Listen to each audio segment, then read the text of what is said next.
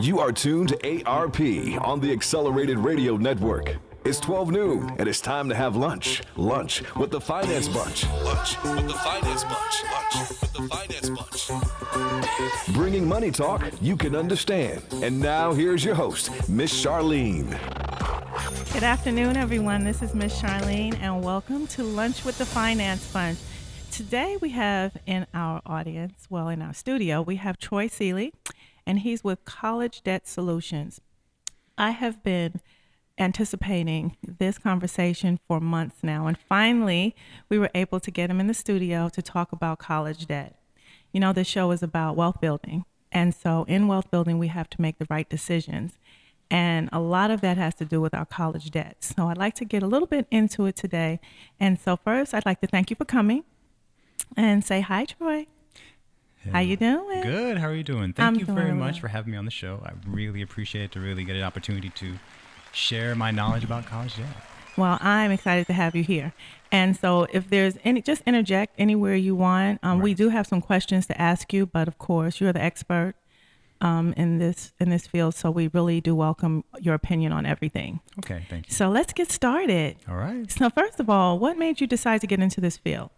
You know, Charlene, with my personal experience with college debt, you know, I started out on my college journey, I didn't know what I wanted to do. So I started out after high school, went to junior college, and then I said, I found I really was interested and motivated what I was learning.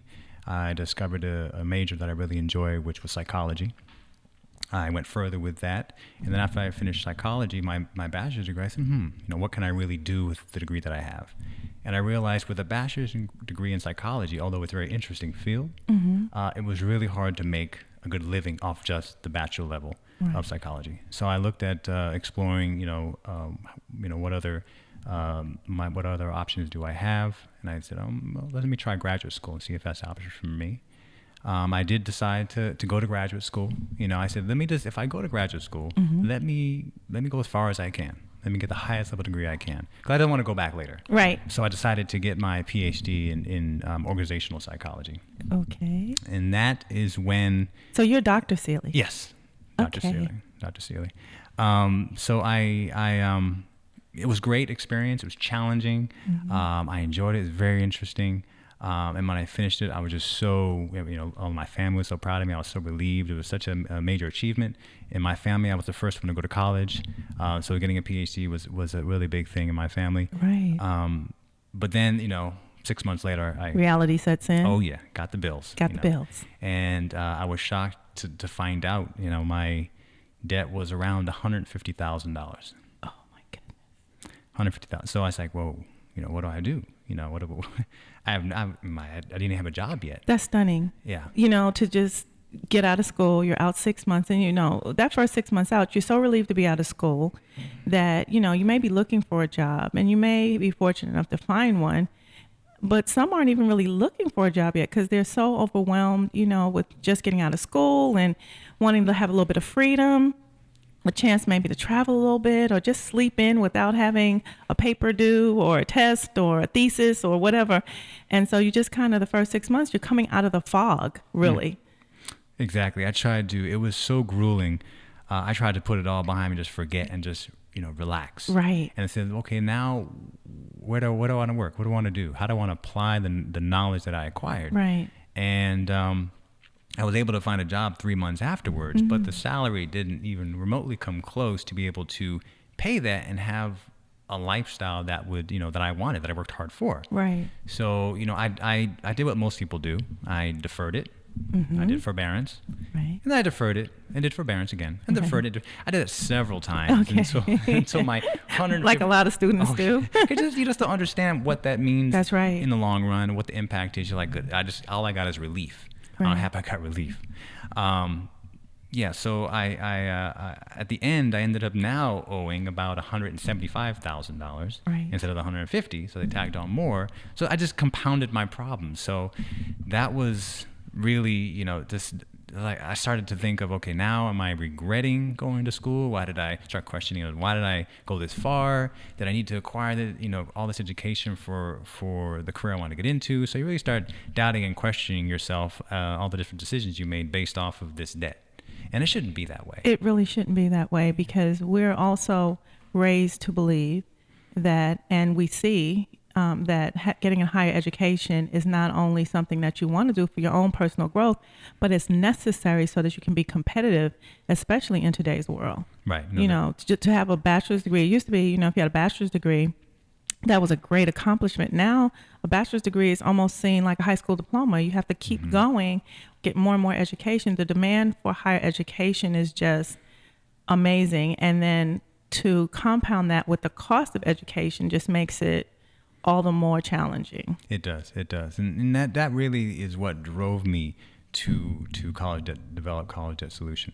There really wasn't a central source of information that was clear. That's straightforward, coming from someone that really experienced it. Right. You had people that, either the federal government put together something real quick that was kind of obscure and ambiguous, didn't make a whole lot of sense, or you had someone just jumping in trying to make some quick money, versus someone really sharing their knowledge, information from a personal standpoint, right, to really help them understand, look, I went through it, here's what I learned, here's what I want to share, because I want you to understand. Because it's one thing to go to one of the websites and get that calculator, and it calculates how much, this college education will cost you and what your payments may be and over what period of time. That's one thing. What that doesn't do is give you the personal experience. It doesn't talk to you about, how much will you make when you get this college degree? Is the college degree that you're getting going to be, able to support the amount of money that you spent to get it? So for instance, if you get a degree in whatever it is, what is your annual income going to be? And based on that annual income, how long is it going to take you to pay for the education that you've received? That is an excellent point, and that's something I really try to convey to anyone wanting to go to college. Right. Whether they're starting up, getting their second degree, or whether they're just got out finished with high school. Understand the what your degree will get you in terms of your base salary when you finish, right, versus what the cost of education is. So the education will be. So cost-benefit analysis. That's right. Understand that. And there are ways, there's a website I utilize on that I partner with and put on my website.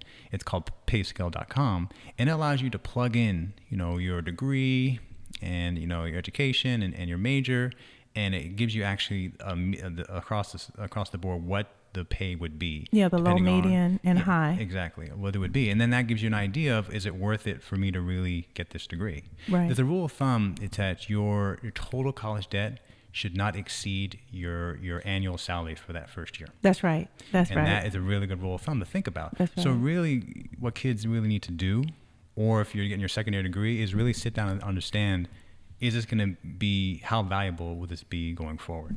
Is it just something I just have to talk about and hang on the wall, or really give me some value in terms of not only career advancement, but also compensation as well? Right, and the ability to support yourself and pay your bills. That's the kind of the bare minimum that you want to be able to do, especially if you go to higher education. Now, this show, as you know, is about wealth building. And so in wealth building, we try to make smart choices. And, we're told to go and get a college education, and that it will make us more competitive, and that it will. But, walking through the process with your parents, or if you are a young student, coming out of high school, and your parents are trying to help you with that decision of what school to go to, or maybe you've made the decision and they need to know what products are available to them, because it's a loan process. And there are products available, and they need to be educated on which products are better for the parent and the student that's going to school. Or if you are an adult going back to school, making the decision to get financing for your education, what programs may be better for you, what schools might be better for you to go to, depending on your economic level. So there's so much of this that up front I want to ask you to come back, because we can't tackle the whole pie all at once, but we just want to get started so people have a basis and some place to start from. So let's kind of try to do that. I think it's a great point, and I think that the main things that parents need to understand, and anyone seeking a higher education to understand, that they need to be proactive, and they really need to critically think about what they want.